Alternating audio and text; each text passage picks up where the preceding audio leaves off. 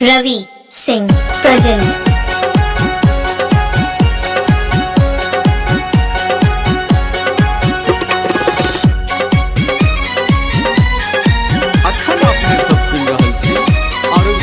सांस्कृतिक मंच के भक्ति में प्रस्तुति रवि सिंह प्रेजेंट।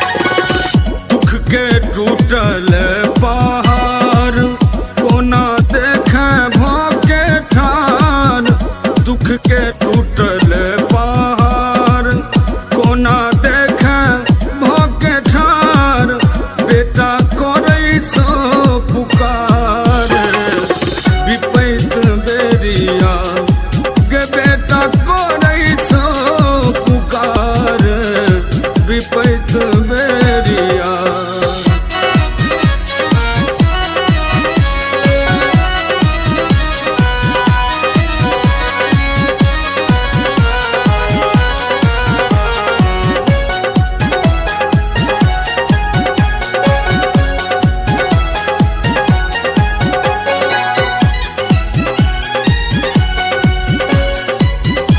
रवि सिंह प्रेजेंट। दुनिया उल्हन दे तो तोर तरपत बेटा के नहीं छोर, दुनिया उल्हन दे तो तोर तरपत बेटा के नहीं छोर गे, दुनिया उल्हन दे तो तोर तरपत बेटा के नहीं छोर, हमर कोनो ने आधार विपैत बेरिया गे, हमर कोनो ने आधार विपैत बेरिया।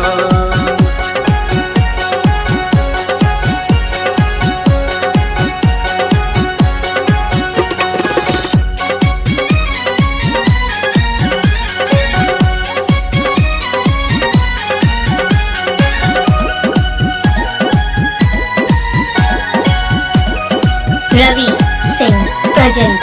अपन को देलक सब आन तू बुझना नहीं संतान,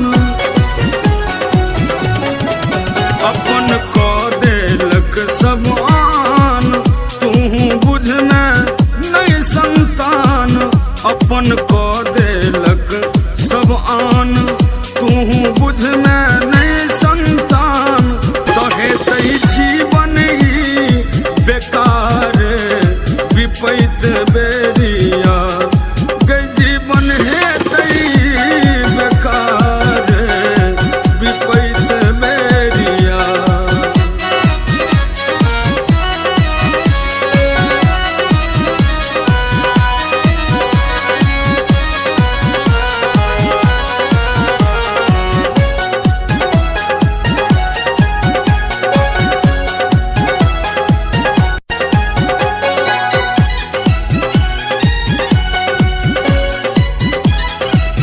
रवि सिंह प्रेजेंट। डूबल आशा के महल सच्चिदानंद लिखल, डूबल आशा के महल सच्चिदानंद लिखल, डूबल आशा के महल सच्चिदानंद लिखल, होते अरविंद के उधार विपैत बेरिया जे कद प्रतीक के उधार विपैत बेरिया।